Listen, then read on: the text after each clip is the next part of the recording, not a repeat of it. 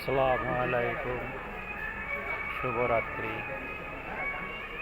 আজ 22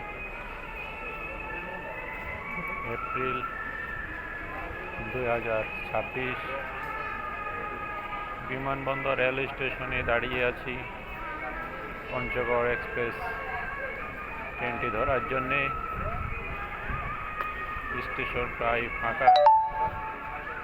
দুইটি train, Lalmonirhat express ও Panchagarh express বিলম্বিত। দুটি ট্রেনেই ঢাকা কমলাপুর স্টেশনে অবস্থান করছে। ট্রেন দুটি মূলত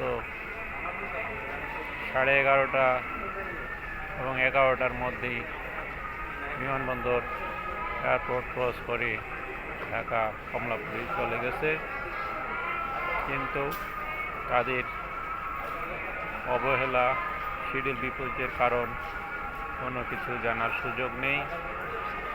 রেলওয়ের কোনো জবাবদিহিতা না থাকার কারণে তারা তাদের মতো করে সাজিয়ে নেয়। এই দীর্ঘ সময় 12টার পর দীর্ঘ সময় তেমন কোনো ট্রেন নেই। দীর্ঘ সময় স্টেশন ফাঁকা, প্ল্যাটফর্ম ফাঁকা, ক্রসিংয়ের কোনো সুযোগ নেই।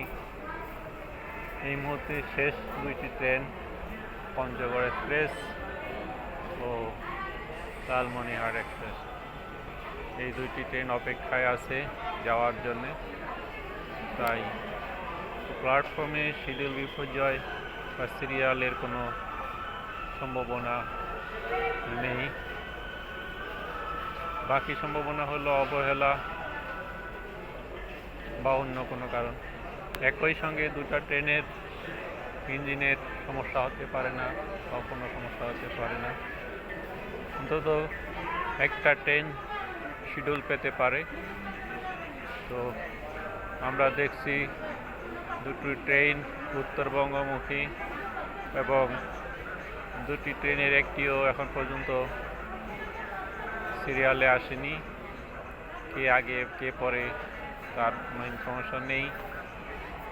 তারপর দুটি ট্রেন যেহেতু একই লাইনে যাবে, একটা ট্রেন ছাড়ার পরে আরেকটা ট্রেনের 20 মিনিট সময় লেগে যাবে। এখানে বিবেচনা করা উচিত, যদি ট্রেন ভালো থাকে তাহলে দ্রুততার সঙ্গে একটি ট্রেনকে ছেড়ে দেওয়া উচিত।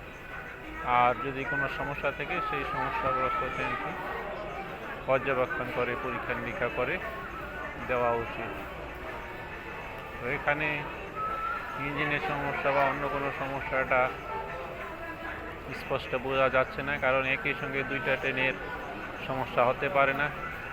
এটা একটি মানসিক বা আমলাতান্ত্রিক জটিলতা।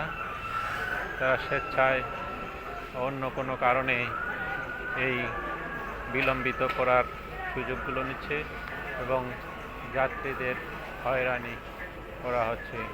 Alibaba, BTV, airport, rail station, Dhaka.